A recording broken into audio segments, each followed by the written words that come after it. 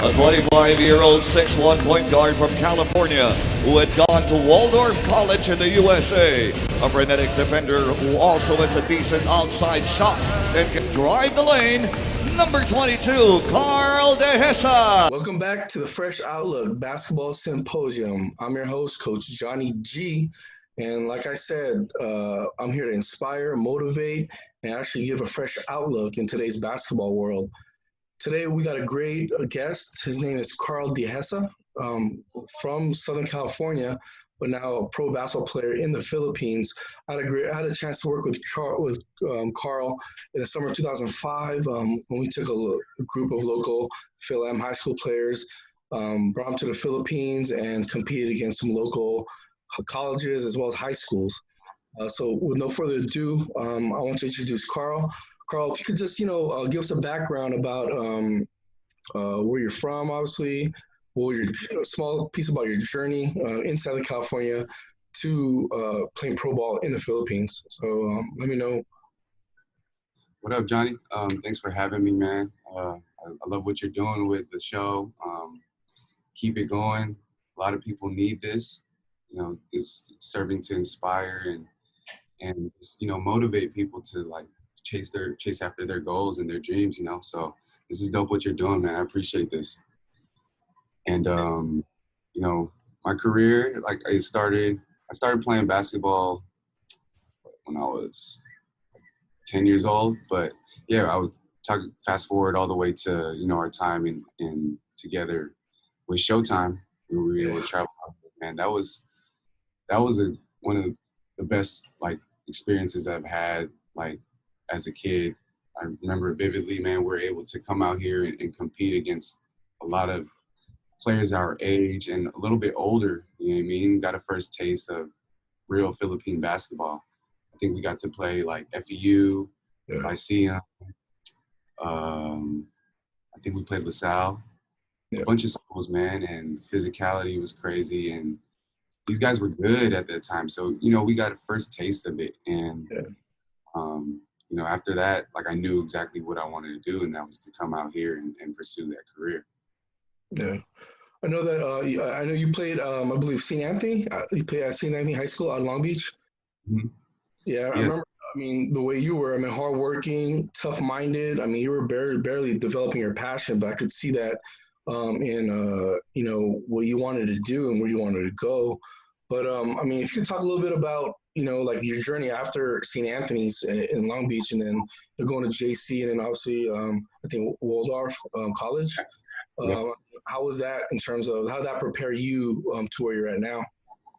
Okay, yeah, man, it's been a crazy journey with that because St. Anthony, it was a school that was going to close down 2 years before I transferred there. So there was no basketball hype, no athletic hype around the school.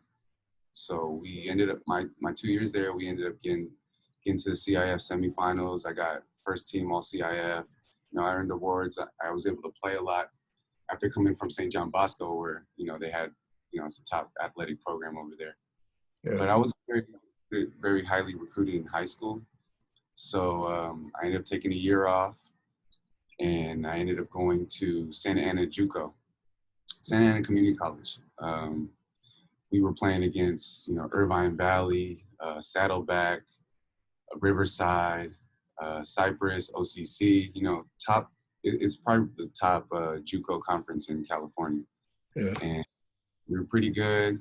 And, I played decent minutes, but, just the competition every day, being able to compete against really athletic, really skilled guys that were way better than I was, but just being around that helped me elevate my game. And, again, I wasn't really recruited to get to Waldorf from there either. I got hurt my sophomore year, and I played too many games to use a red shirt. So I was out 2 months with a broken wrist. So nobody really got to see me play during that time. So I was scared, man. I didn't know I thought that might be it because, nobody seen me play, no scholarship offers, but I believed in myself. I knew I was still going to get it. I was going to open gyms at Hope International, trying to get over there. Coach wasn't messing with me. I went to Dude, I went to like five straight workouts, you know, in the span of a month, or Yeah. I don't know, however long, and I was killing. And the coach was like, Yeah. "There's space for you over here." But then Coach Brown from Waldorf, he came out to Cali. He always does like a yearly Cali trip to come recruit, and he came to watch me play at a workout, and he offered me like not too long after, and you know, my mind was, you got to go where you're wanted. I had the option to walk on at Cal State Dominguez Hills, and you know, that team was good, and as a walk on, man, you know, you don't really get a shot as a walk on, so I chose to go where I was wanted, and it made sense at the time. I was going through a lot of things outside of basketball, so it was a nice time to. It made sense to get out of California and really, you know, kind of focus in and get out of the distractions that were going on in my life. Yeah, I remember your natural position. I think that coaches will put you in kind of like I mean, you being taller than most, you know, say Phil Ams, and they put you at the center position or like kind of like a stretch four position. And I know as you evolved from high school and then JUCO, kind of like transforming your game a little bit in terms of becoming like a point guard to to shooting guard to three man. I mean, if you could talk a little about that, how was that transition, and what did you do to work out in terms of to get to those positions? Obviously, in the college level, you'd have to play those roles instead of like the center or a four-man position. Yeah, man. Hey, like you said, I was the 4-ish. Yeah, I was a three position four, and just that transition from high school to JUCO, man, was tough for me. The speed, the pace. Like, I wasn't really the main ball handler in high school, so Yeah, you know, I'm transitioning to JUCO where these are elite athletes. You know what I mean? These guys are athletes on that level. It doesn't, yeah, you know, JUCO. People can look down on JUCO, but JUCO's got hoopers and athletes, man. yeah. I Um, mean, JUCO level, I've coached there too, Pasadena. I remember how just at the JUCO level, you have a lot of players that came back from a 4-year college. You know, maybe older players are coming back, but they still got that athleticism. Everyone can play over the rim. So I mean, it's another level. It's people think they sleep on that level, but I mean, a lot of 4-year colleges, mid majors, they do recruit at the JC level. Um, yeah. you talked a lot about you had a different path, going from different high schools, from St. John Bosco to St. Anthony. And obviously, for after St. Anthony, you took a year off, and now you went to Santa Ana. And I know you were drafted in 2012 from Alaska. Mhm. Then you jumped over to the Heat right after, Yeah. right back to the PBA. I mean, I think that kind of prepared you a little bit. But if you could talk about, that journey, usually if someone gets drafted, boom, they're gonna play maybe a 1 or 2 years, and then obviously jump around a little bit. I mean, that's how it is usually in the PBA. But if you could touch upon that, how was your experience? How did you feel? How was that mental aspect of it? From going from different teams and different countries, obviously. Yeah.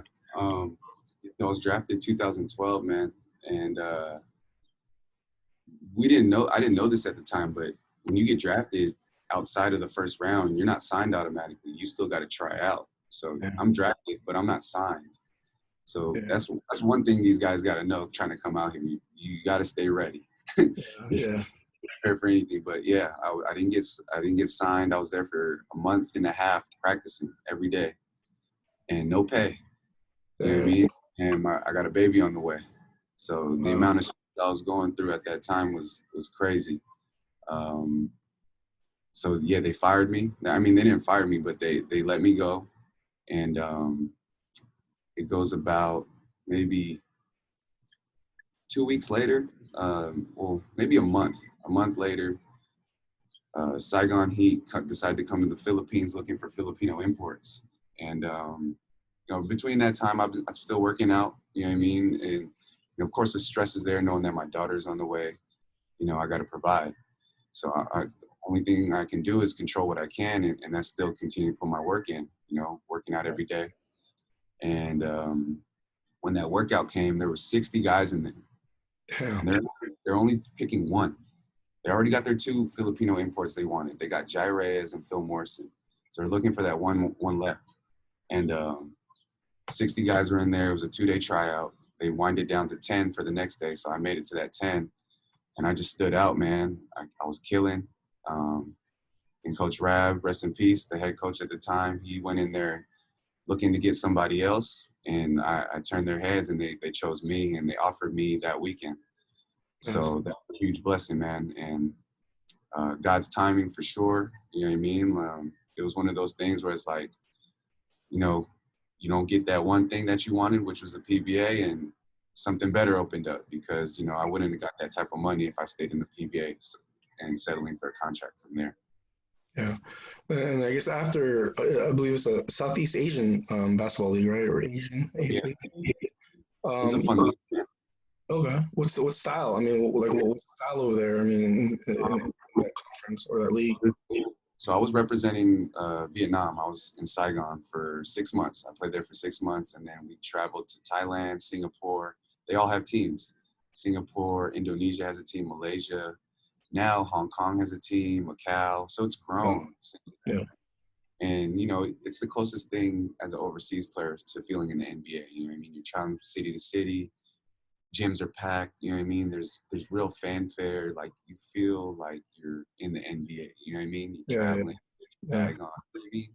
The team camaraderie is there. It's dope, man. It's a fun feeling. And being able to explore and experience other parts of the world, man, that's probably one of my favorite basketball experiences, is playing the ABL. Okay. I mean, how did you get back to the PBA with Kia in 2014? I mean, what's the story behind that? Oof, man. So Saigon's done. It wasn't a fit. I was playing the forward position over there, guarding imports every day. I'm a guard at this. I'm already a guard. Yeah. I developed into a guard. So I'm guarding imports. Check in my first game. My first game, I was guarding Cedric Bozeman. Cool. My first game as a pro, I'm guarding Cedric Bozeman. This dude drops a near triple-double on me. Wow. And we lose. But, it was an experience. I learned how to guard better and bigger players during that time. And so I get fired. I do the D-League for 2 years again. So I took a step back to the D-League 2 years, and which was a great decision, helped me get my confidence up, work on my skills. And then that last game in my D-League career, and that same day, Kia had a tryout, which I went to. And I played really well, and they had me coming back every day, practicing with them for 4 months with no pay, man, because they were an expansion team. So I was with them for 4 months, no pay. Luckily, Manny was with the team at the time, and we'd have these legendary open runs, and everyone's getting chipped off at the end of the run. So if you're winning, you and your squad are splitting a nice chunk of change. So, with the help of that, and then help of some family members helped me financially to kind of pursue this dream, man. I was able to get on eventually at Kia. It took me time because, there's some, you know how it is everywhere, different factions have their political moves. So management had their players they wanted to get, coaches had their players wanting to get, and I didn't have that backing, you know what I mean? But I was out every day, and they knew who the best player on the court was. So it was only a matter of time before they were going to activate me. So they had me as a practice player. I was making 20,000 pesos a month as a practice player. Dang. I was a practice player for 2 months. So I'm practicing for free for 4 months. In 2 months, I get 20,000 a month as a practice player with Kia. So that's 6 months of like, minimal pay. And I'm pursuing this shit still, you know what I mean? And eventually I upgrade my pay, get me on the squad, and I'm playing right away. I'm playing like 34 minutes a game. They threw me right into the fire. My first PBA game, I'm playing 34 minutes a game. Guarding Paul Lee, Jeff Chan, you know what I mean? And I'm getting blown by, I'm not used to this pace. I haven't played at this high level yet. Yeah. And then, but the learning curve was so short because the coaches threw me into the fire right away. So until my third game, I was already I was already finding my way.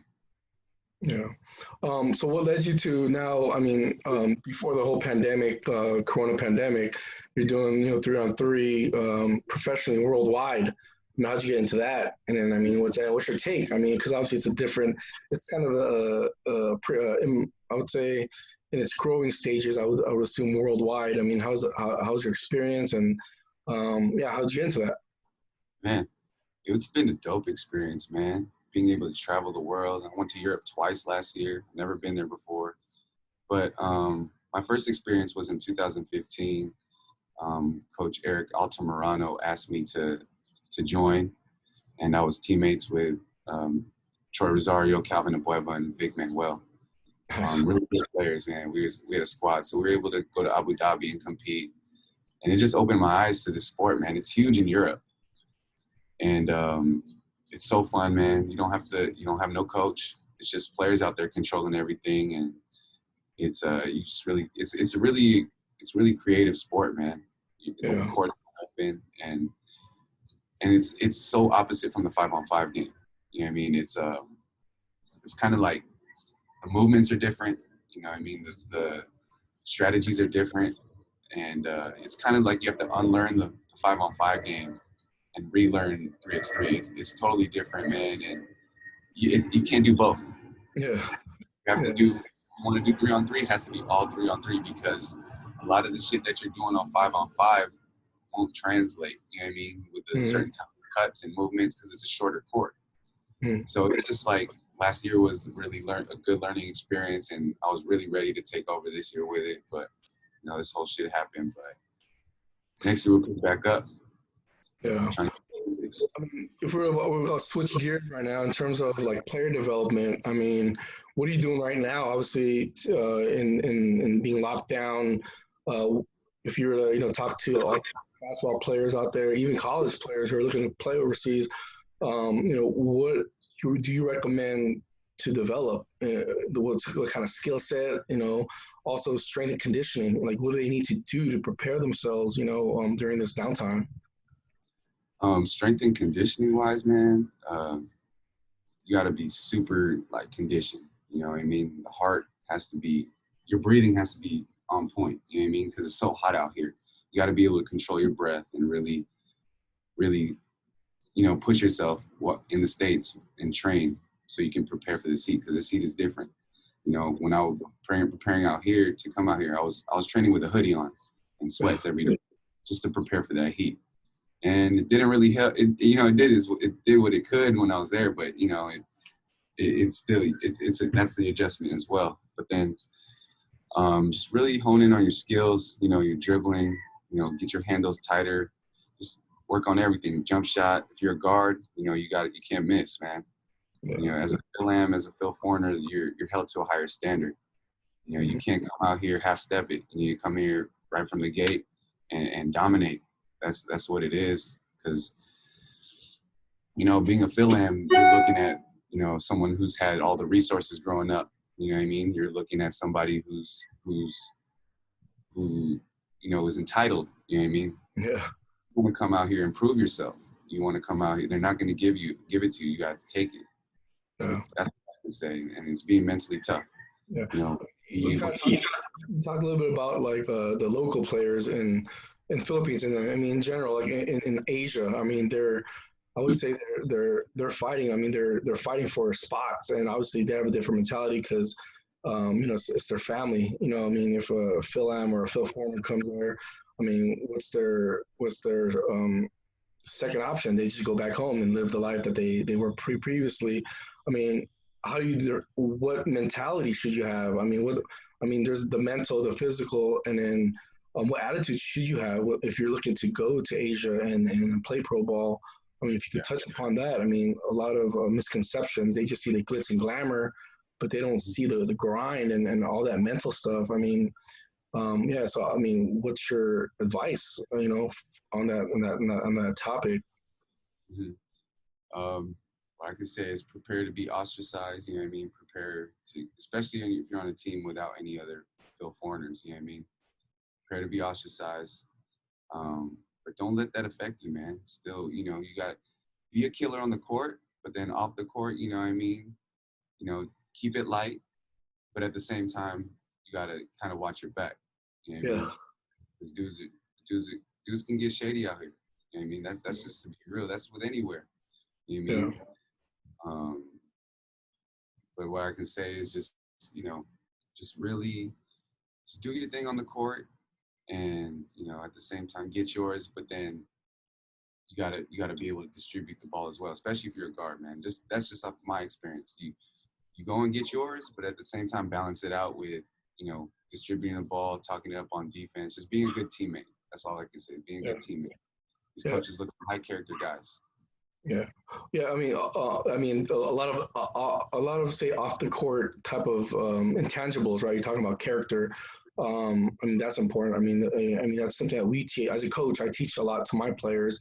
What about nutrition? I mean, do you eat certain things? I mean, to stay in shape, and then like the mental part, because obviously you eat a lot of fatty foods, for example, it tends you to get lazy and, not work as much. I mean, what do you do in terms of nutrition in the off season to, continue to be in shape?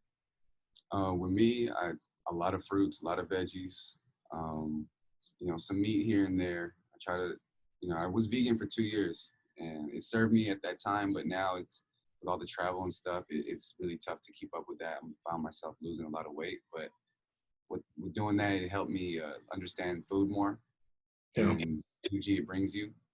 So just stay eating a lot of fresh food, man, fresh fruits and vegetables. Buko juice, man. I drink a lot of coconut water.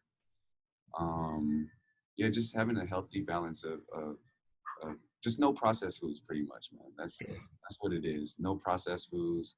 Stay away from high fatty foods, like, you know, fried chicken and stuff like that. You know what I mean? You don't want to eat too many fried foods, but Yeah. just keeping a balance with, you know, fresh, healthy, like vegetables and fruits. You know what I mean? Oh, all right. So, what about family? I mean, I know you talked about that. You got kids now, and so you do a lot of stuff outside basketball. And I know, knowing you, you have a lot of faith in God. I mean, how does that all translate into your whole being in terms of Karl Dehesa? In addition to basketball, how you can talk about that more, because obviously basketball is not always about basketball. You have other things that are Yeah. complete. So Yeah. I'm married. I have 2 kids now, 7-year-old and a 1.5-year-old.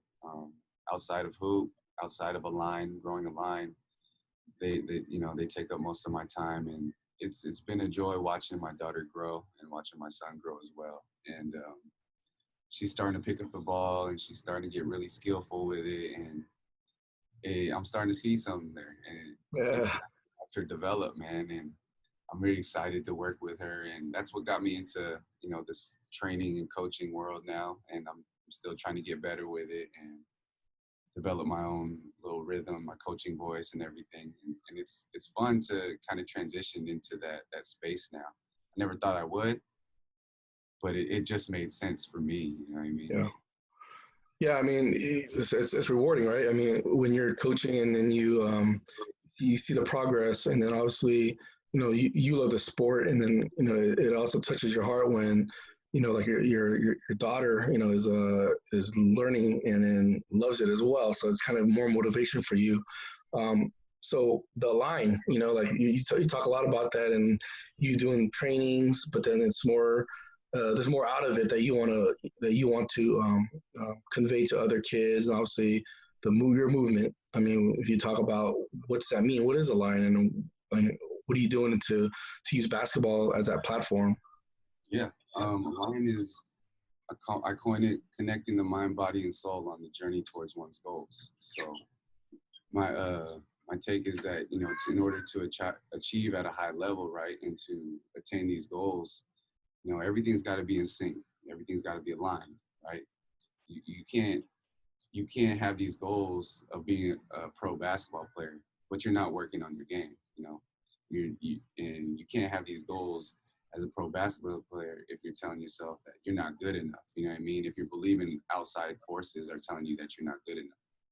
You know what I mean? So it's like I'm really want to empower these younger athletes and instill more self-belief, more confidence, And we're living in this day and age of so much comparison, so much, that social media, that instant, we're looking for that instant gratification in today's world, you know what I mean? So it's like empowering these kids and letting them know that your journey is your specific journey, your path is your own path. So it's follow that, and, ultimately you'll get to where you need to get to if you believe.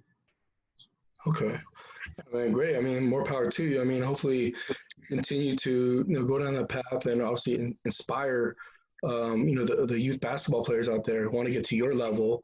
And then, I mean, is this where your next chapter in your life that's going to eventually occur? Because you talk about, it brings you gratification as coaching in your life. What other things do you see going forward, after basketball that you see yourself getting into? Well, Align, it's turning into my life's work, you know what I mean? And basketball is the vehicle for that. And, I want to, I have big goals and dreams with it. And it's just really about taking the baby steps and understanding that there will be challenges along the way. There will be obstacles, and just going through every emotion on the way, you know what I mean? Feeling it all the way out and not getting too ahead of myself. Just really, really taking the steps to achieving each and every goal that I've set out. You know what I mean? Cool, man. I mean, any upcoming? I mean, obviously, when the whole COVID, pandemic lockdown, finishes. I mean, do you have any camps and clinics in the Philippines and the U.S. coming up that people are aware of, and they want to learn from you and the coach that you've had under your program? Yeah. Well, I'm hosting free Zoom workouts right now. Okay. Everyone can reach me on Facebook or Instagram. I'm doing free workouts on Zoom, and I'm mentoring a few players that you know what I mean. So those are the kind of sideline stuff that I'm doing right now. But I had a camp plan before this started, and that'll pick back up once everything ends. And everything will be on the Facebook or the Instagram, and for information on those, if everybody can just follow that and stay updated, because I got a lot of plans coming up, and to stay updated, you got to follow. Yeah. What about in the U.S.? Are you planning to come back home anytime soon? Maybe in the next year or two? Not really. We were just there last November and December and January. Actually, we were there for 3 months. It's the first time I was there in a long time for that long. And I was able to host a few camps. I hosted a camp in Orange County, and I did one in the Bay Area. And then I did another one in Carson. So those were cool, man. Able to connect with different trainers. I had different trainers come out to each clinic. So trainers and coaches, yeah, it was dope, man, to be able to collaborate with the local trainers from each city. And that's how I feel, man. We just got to collaborate. There's a big piece of the pie for everybody, you know what I mean? And everyone comes together. It just, forms this dope energy. We can't do it on our own. And you having a platform like this and me having mine, it's just combining forces even more, Yeah. I mean, just advice. You're a kid coming from Southern Cali, and you had dreams. And I'm sure I know a lot of youth basketball players that not only Phil-Am, but that want to play maybe in the NBA or get to the G League, or I mean, basketball is worldwide now. I mean, you have any advice for your youth basketball players? What things they need to work on right now on the court, and obviously off the court stuff that they need to develop that that you don't see on Instagram. Anything on that end? If you want to be a pro, if you want to get to college, be the CEO of your career. You know what I mean? Take control of that. You don't want to listen to these outside forces that don't. You know what I mean? There's going to be people that's going to try and tell you that you can't do it. There's going to be people that tell you that you're too small. You know what I mean? Those are people that you shouldn't have around you anyway. Learn how to block that out and know what you want, and surround yourself with the people that are going to help you get there. That's my advice. I mean, be the CEO of your career, and surround yourself with the people that's going to help you get to where you need to go. Yeah. What about college players? Like they're probably to the tail end of their college careers, and I mean, getting more now realizing that like basketball is a business. Obviously, I mean, your road I mean, it's not, the road. I mean, you play for different teams, different countries. You're in a different, like 3-on-3 league. It's not something that you probably envision, but like it's a business, obviously. So, any advice or words of wisdom to these college players thinking that it's going to be a golden road? It might take you some twists and turns. I mean, if you touch upon that, what is your advice to them?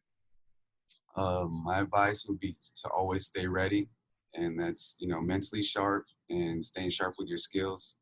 'Cause you never know when the team's gonna call. You never know when you're gonna be needed to show your skills somewhere for a tryout. You know what I mean? Stay ready and be able to adjust and adapt. You're gonna be placed in different situations and different experiences where you haven't felt before. So, be able to accept these challenges and look at them as opportunities to grow and learn. And as young players in the 20s, we think that we have it all figured out. You know what I mean? And we think that we know what's coming. But really, I never envisioned myself to be a pro 3-on-3 player. You know what I mean? I thought I was going to have a long PBA career, and that would be that. But understand that there's so many opportunities to hoop out here, and the allure of securing a contract is great. But if you can get paid to play basketball and extend your career for as long as you can, then that's just as good, man. You know what I mean? Being able to experience the world and play is a great feeling. All right, Karl. Well, man, I really appreciate you, visiting the Fresh Outlook Basketball Symposium. It was great to be like that little part, of your journey. When it first started. Keep working hard. Keep, going for your goals.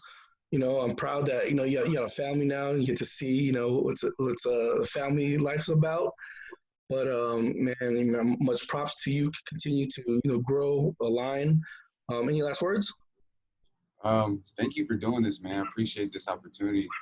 I hope it grows big and you get to achieve everything you want to achieve with it, man, and continue to inspire everybody and continue to motivate, because this is a dope platform. All right, man. Well, this is Coach Johnny G. This is a Fresh Outlook Basketball Symposium. I'll check you out on the next episode. I dreamed I'm in my moment the other day. So I told my mama, like, I'm on my way, baby.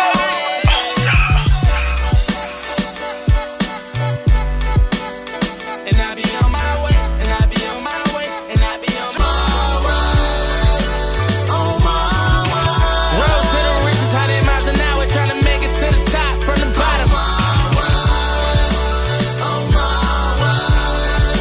Ni Karl Dehesa at siya talaga yung nagli-lead sa team pagdating sa 3-on-3 adjustments that Karl Dehesa has thrown at him. Dehesa wanted to get it back. The looper drops. Dehesa will be inbounding. Vegan Baluarte down by 3. Dehesa for the deuce. Oh! Punch